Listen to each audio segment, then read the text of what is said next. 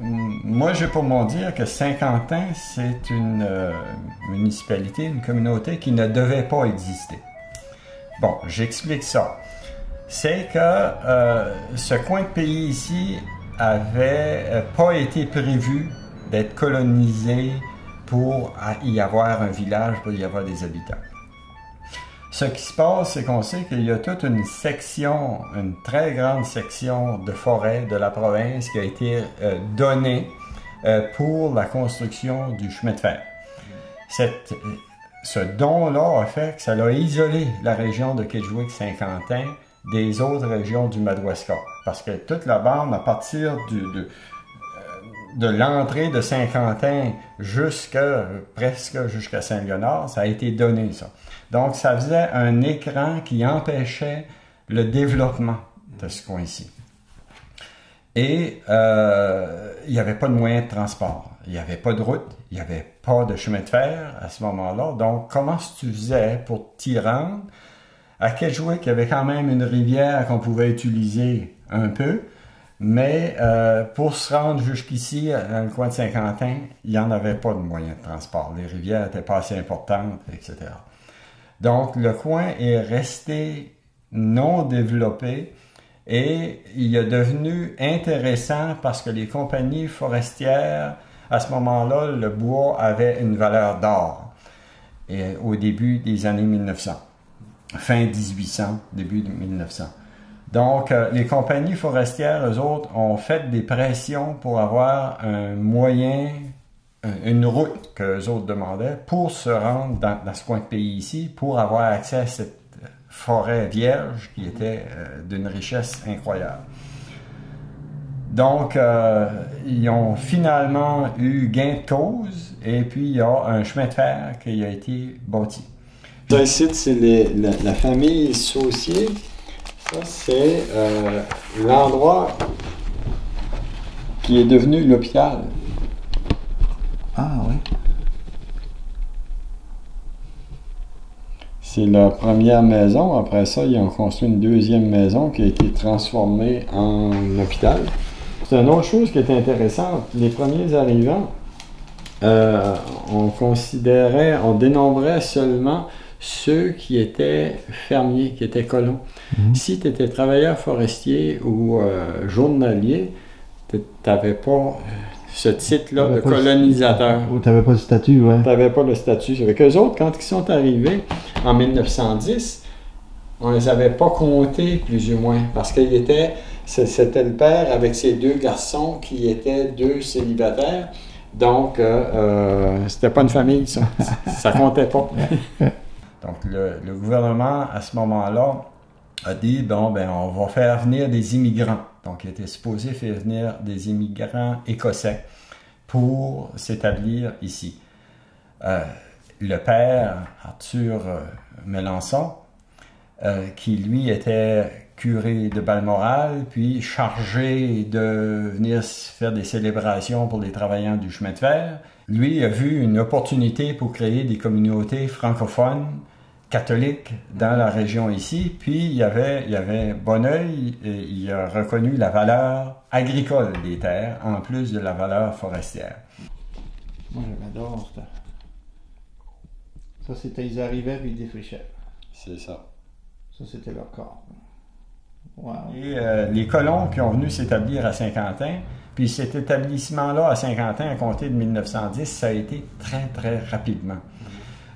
Il y en a 7 familles qui ont venu en 1910, mais en 1911, tu n'avais 100 quelques familles qui sont venues, puis 1912, etc.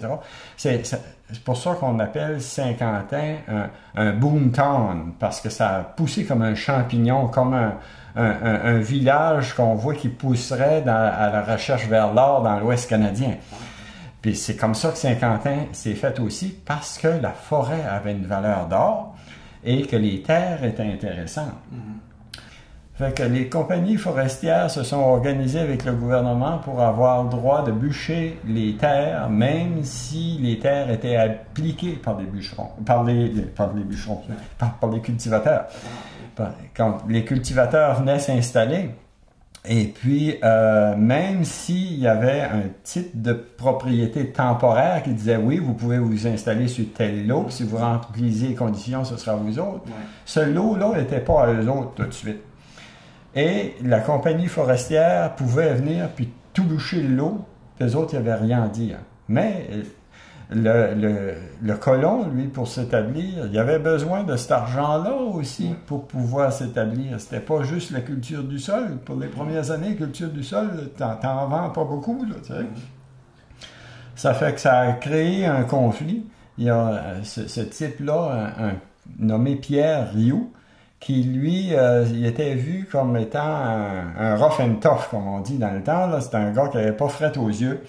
Et puis, la compagnie forestière avait décidé de l'intimider, en se disant, si on réussit à se débarrasser de lui, les autres vont s'en aller aussi, puis on va avoir notre territoire. Puis finalement, ben, ils ont fait toutes sortes de choses. Ils ont fait venir des gens, des pseudo-bûcherons, mais qui avaient toujours un fusil sur l'épaule avec eux autres, et puis qui allaient bûcher alentour du camp à Pierre-Rioux, puis qui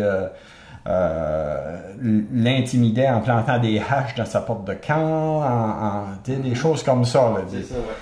Puis finalement, Pierre Rioux, lui, il est devenu, il avait un tempérament assez vigoureux, comme on dit.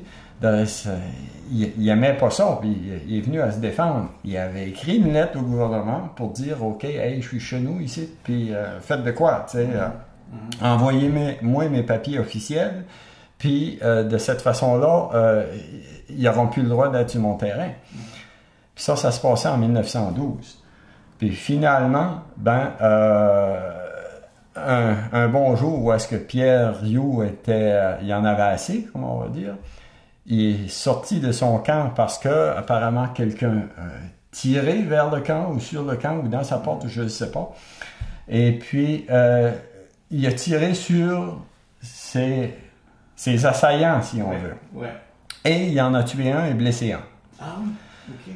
Donc, à ce moment-là, c'était tragique. Et on a fait, la compagnie s'est virée de bord, puis a fait son rapport. Les shérifs sont venus sur un train nolisé spécial de Camelton. Et puis, ils se sont rendus au camp à Pierre Rioux. Et là, Pierre Rioux est mort. L'histoire est différente dépendamment de qui la raconte. D'un côté, il y a des gens qui disent que Pierre Rioux s'est enlevé la vie de remords d'avoir tué quelqu'un. De l'autre côté, des gens disent qu'il a été abattu par les shérifs. Bon, on ne sait toujours pas à l'heure actuelle c'est quoi le fin fond des choses. Apparemment qu'il y avait 2 balles. Il avait reçu une balle en haut du cœur et une à la tête. Bon. On n'en dit pas plus. Fait que, suite à ça, c'est intéressant, n'est-ce pas? Puis c'est suite à ça que les papiers des lots ont commencé à être accordés. Donc les concessions faites aux colons ont commencé à être accordées suite à cet événement douloureux, tragique, là.